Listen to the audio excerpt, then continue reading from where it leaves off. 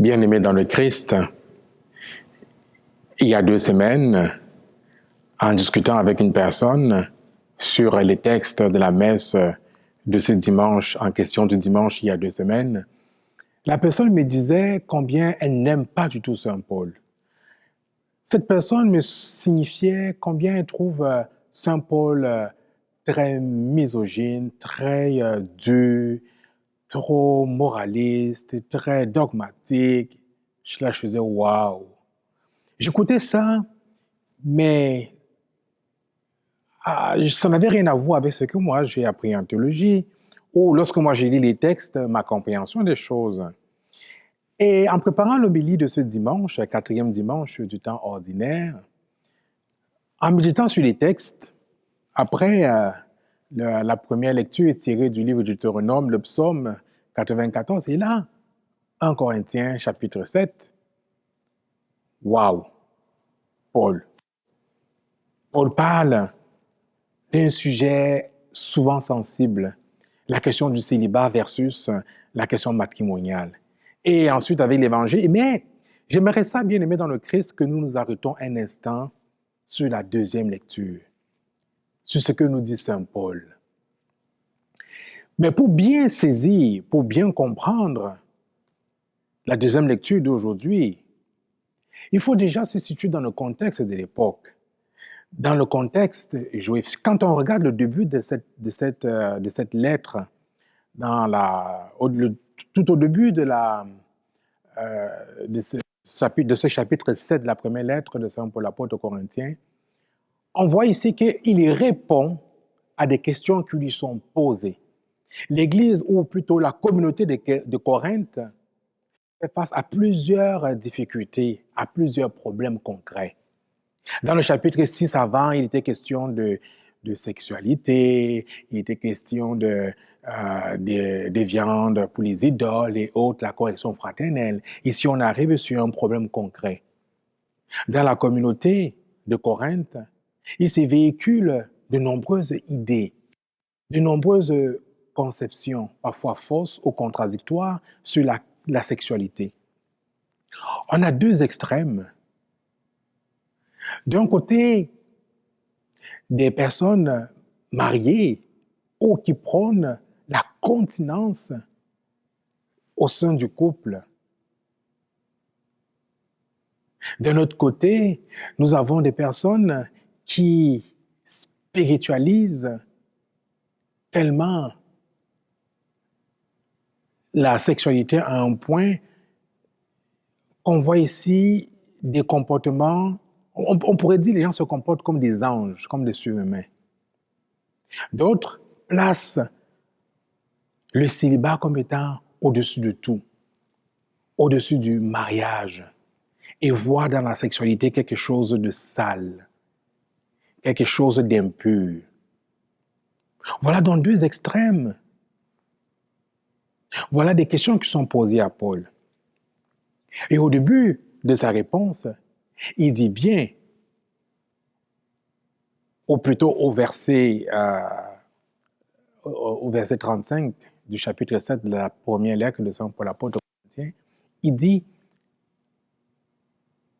ce que je vous propose, c'est pour votre bien. Saint Paul ici ne fait pas du tout un enseignement sur le mariage, sur le célibat ou sur la sexualité. Il ne fait pas un cours théologique ou dogmatique sur le mariage, le célibat ou la sexualité. Il propose, il fait une proposition. Ce qu'il dit, il dit, ce que je vous ai dit, c'est en vue de votre bien. Et ailleurs, il spécifie pour moi, pour lui, en vue de l'annonce de l'Évangile, parce qu'il faut toujours comprendre pourquoi. Pourquoi la question du célibat ou du mariage, en fait? Qu'est-ce qu'il y a en arrière-plan? C'est quoi le fond? C'est en vue de l'annonce de l'Évangile. Or, quand on sort cela de son contexte, et puis aujourd'hui, on regarde ça, et puis on parle du célibat, du mariage, et puis on se chicane, on fait des groupes, des guerres entre groupes, entre partisans de telle idée ou de telle idéologie, On est complètement à côté de la plaque. C'est en vue de l'annonce de la bonne nouvelle. Pour lui, vaut mieux être célibataire. Mais il ne dit pas que le célibat est intrinsèquement supérieur au mariage. Paul ne dit jamais ça, il ne dit pas ça. Selon son choix, son état, vaut mieux être célibataire en vue de l'annonce du royaume. Mais en même temps, ce qui est important, Paul insiste beaucoup sur la question du souci. Dans cette lettre, à 5 reprises, il revient sur le mot « ayez le souci » que ceux qui sont mariés, il dit plutôt ceux qui sont mariés ont le souci de leur partenaire. La femme a le souci de plaire à son mari et vice-versa. Celui ou celle qui est célibataire en vue du royaume a le souci des affaires de Dieu. Autrement dit, Saint Paul invite la communauté de Corinthe et d'une certaine manière, il nous invite, nous aujourd'hui, à nous libérer de tout souci, de toute préoccupation, de tout ce qui nous empêche, peu importe notre état de vie, que nous soyons mariés dans une vie maritale, matrimoniale, ou dans une vie consacrée, ou dans un célibat choisi et non pas subi. Peu importe notre état de vie, nous sommes invités à nous libérer de tout souci en vue de l'annonce de la bonne nouvelle, parce que c'est ça la vocation de chaque baptisé. Peu importe ton état de vie, peu importe votre état de vie, à votre baptême, vous avez été incorporé au corps du Christ. Vous êtes fait disciples du Christ.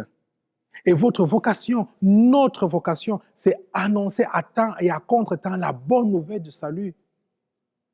C'est annoncer à temps et à contre-temps la promesse du Christ, la résurrection et la vie bienheureuse auprès de son Père. Oui, bien-aimés dans le Christ, nous sommes invités à nous libérer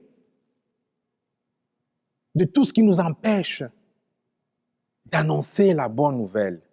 Alors, quelques questions peuvent nous aider, peuvent nous accompagner dans notre discernement, dans notre réflexion, que nous soyons mariés ou célibataires. Si je suis marié, comment j'essaye de plaire à mon conjoint ou à ma conjointe? Comment j'essaye de plaire à Dieu? Si je suis célibataire, est-ce que mon expérience du célibat est subie ou vécue librement? Est-ce que c'est subi ou c'est vécu librement? Comment je m'occupe des affaires de Dieu? Qu'est-ce qui m'empêche aujourd'hui? Quels sont les soucis aujourd'hui qui m'empêchent d'être aux affaires de Dieu? Sur le plan professionnel, quels sont les soucis qui m'écrasent et qui m'éloignent de Dieu, qui me coupent dans ma relation avec Dieu? À vous tous, jeunes, adolescents et adolescentes, quelles sont les relations amicales, quelles sont les relations amoureuses que vous développez les uns envers les autres qui prennent trop de place au point de vous éloigner de Dieu? Quels sont vos soucis présentement? Quelles sont vos préoccupations? Saint Paul t'invite aujourd'hui, peu importe ton âge, peu importe où tu es rendu, peu importe ton état de vie, à te libérer de tout souci afin de t'attacher sans partage à lui seul. Voilà le cœur de cette deuxième lecture et de la parole de Dieu de ce dimanche. Se libérer de tout souci afin de s'attacher avec un cœur sans partage au Seigneur. Dans quel but? L'annonce de la bonne nouvelle, l'annonce d'une parole d'espérance. Alors, bien-aimé dans le Christ, si je prends aujourd'hui l'engagement, ou plutôt, si je fais le choix libre aujourd'hui d'emprunter ce chemin de libération, ce chemin de libération de tous les soucis, que je sois marié ou célibataire, de tous ces soucis qui m'empêchent d'annoncer la bonne nouvelle en parole et en acte, si je fais ce choix d'emprunter ce chemin aujourd'hui, alors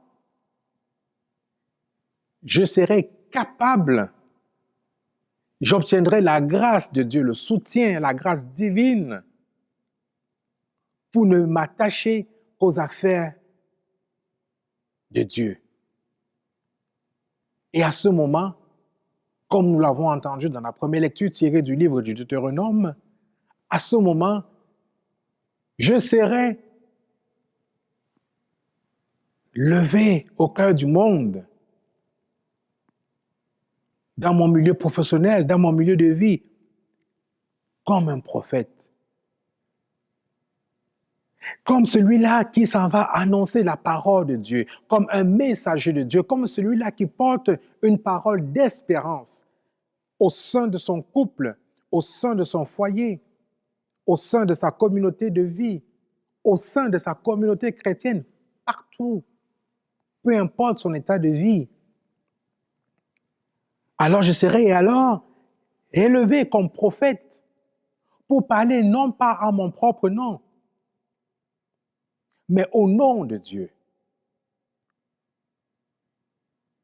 Comme nous l'indique cette lecture extraite du livre du Deutéronome, Dieu qui promet à Moïse, qui dit à Moïse, je ferai lever au milieu de mon peuple un prophète comme toi. Mais il y a une condition sous-jacente, une condition essentielle, c'est être libéré, comme Saint Paul nous invite, de tout souci, en vue de ne nous attacher qu'au Seigneur. Et à ce moment, je serai alors capable, comme le Christ dans l'évangile de ce jour, de faire un enseignement nouveau. Oui, les interlocuteurs, ceux qui sont témoins des événements dans l'évangile disent, quel est donc cet enseignement nouveau?